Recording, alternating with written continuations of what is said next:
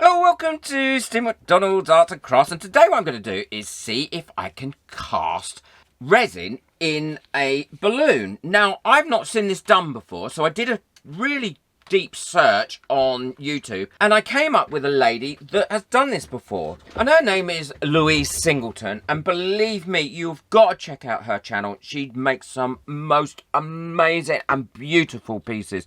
Wonderful artist. I will link her channel down below. I'm using the quick cure resin because I'm hoping that is also going to save me a little bit of time. I've got all my resins mixed up now, and I've used mica powder and glitter, but both in gold, because I want the glitter to come through a little bit more heavy, and it does show up and it looks really good, I think. And I'm putting it into these piping bags because I found that it was really easy to fill the balloon up using the piping bags. Now, I've left this resin to cure up for about 10 minutes in these pots, so it's quite thick. And then also, when I've got it in the bags and I've tied the bags off, I also leave it for about another 5 or 10 minutes because it made a big difference in the amount of work that I had to do after this. The reason I used the piping bags was because I could nip off the tips of these and then just fill up this balloon really easily. Not squeezing too hard because obviously I didn't want to burst it. Although these piping bags, and I will list them in the description below, they're dirt cheap. They're very robust. I was really surprised at how strong they are. And any of the leftover resin I had in these piping bags, I filled up in my little mosaic squares, and you'll see what I'm going to do with those coming up soon, because I never waste resin. It's too expensive to waste. So squeezing that in and making sure that it's really nicely in there, and so far I've made no mess whatsoever. But let me tell you, that dramatically changes in a minute when I switch over to the glitter one. I do make a real mess. So what I've done is I've nipped the top off that one and I'm squeezing this. But this is where I should have checked to see how much glitter was in this, because the last thing I wanted was this glitter resin or any resin to come out of this balloon, because it is only going to make a mess. But there we go, it's out, it's volcano. And it was a real pain because it made it so much more difficult to do what I did. And that is why I think Louise's method works really, really well, because she made no mess at all and got great results. So make sure you check out her video and her channel because she makes some beautiful art. I will link it in the description below, because this is going to cause me problems now, not only for tying this up but getting the air in. Now you may be thinking, was he going to blow this up? Well, no, I'm using a can here of compressed air, and it's the sort of stuff that you use for cleaning your keyboards or moving your alcohol inks around. And it works brilliantly. It would have worked so much better if I'd have worked cleaner. I just want to say a quick thank you to everybody that got me a coffee last month. Thank you so much. You were so generous, and every bit really helps, and every bit of coffee money I get goes back into this channel as well to be able to buy stuff and to continue making the videos. So thank you very much. So now this is where I decide, no, I can't do this anymore. I'm going to have to tidy and clean up. So I changed my gloves and changed my mat. Thank you to my awesome members. The membership has grown beautifully. We are having such a laugh in the membership area as well, and seeing extra videos and different things. So if you want to become a member, the link for that is also in the description below. So now what I'm doing, because this resin is already quite thick, because I let it cure up for, quite a few minutes before I poured it in the balloon, I'm having to do a little bit more work at this stage to get it to evenly coat the balloon, because it is slower and it is thicker, but it is coating it really well, and you can see that through the balloon here.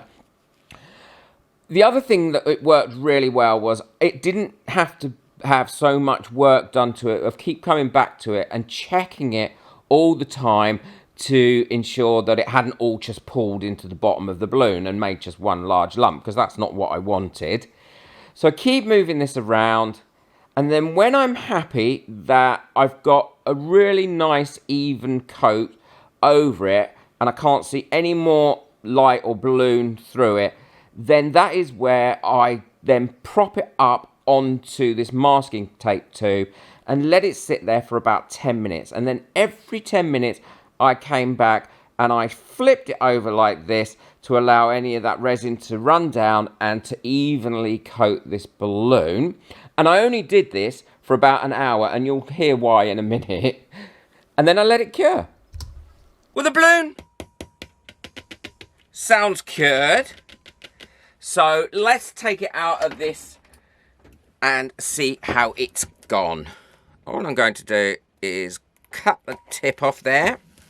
Obviously, this is not going to be the easiest thing to remove. But I think once you get one bit off, then it should start to peel away, because latex rubber is not going to stick permanently to resin. And I think that's what balloons are made out of. Correct me if I'm wrong. I think once I get a bit, then I should... Yeah, look, it's starting to come off now. Oh, and it's starting to come off quite easily. It sounds lovely. I did also, I have to be completely honest, I did go inside and I completely forgot about turning this over after about 2 hours. So I don't know what effect that is going to have on it. So I'm going to go ahead and finish taking this balloon off here, because I'm sure you don't want to sit here watching me do this. And then I'll show you what it looks like when it's all completely taken off. Well, that's all cleaned up now. It was a little bit of a faff to get it off with to start with. But actually, what I did was I went and sprayed it with a bit of WD-40, and then it just came off really easily. It's lovely and solid. It's got a nice sheen to it, and it's quite sparkly because I did put all that glitter in it as well. Now, I think my method is, to be honest, one that works. I'm really pleased with it, but it's not the ultimate and best method to do it. Since seeing Louise's video, I think her method is a lot less messy, and if you're going to have a go at this, I would use her method, to be honest, and I will link her method in the description below because I think it was excellent. We got the same results, but I think her method is a little bit less messy than mine. These would be ideal for, as well, my friend Dulce, who's got Dulce's Creations YouTube channel, and she does a lot of things with ostrich eggs, and I think that makes a beautiful egg, and you can make them of all different sizes and really decorate them up. Louise shows in her video as well what she uses them for, how she cuts the tops out and uses them for light shades and different things, but I love it just as it is, and I'm going to make a base for this so that I can just have it sitting there. Let me know what you think of this in the comments below. Please check out Louise's video and her channel, because she makes some beautiful stuff. If you'd like to buy me a coffee just to say thank you or get hold of anything that I've used to date, then the links for that and everything are in the description below. Boot that like button. Take care. Enjoy your resin. Bye.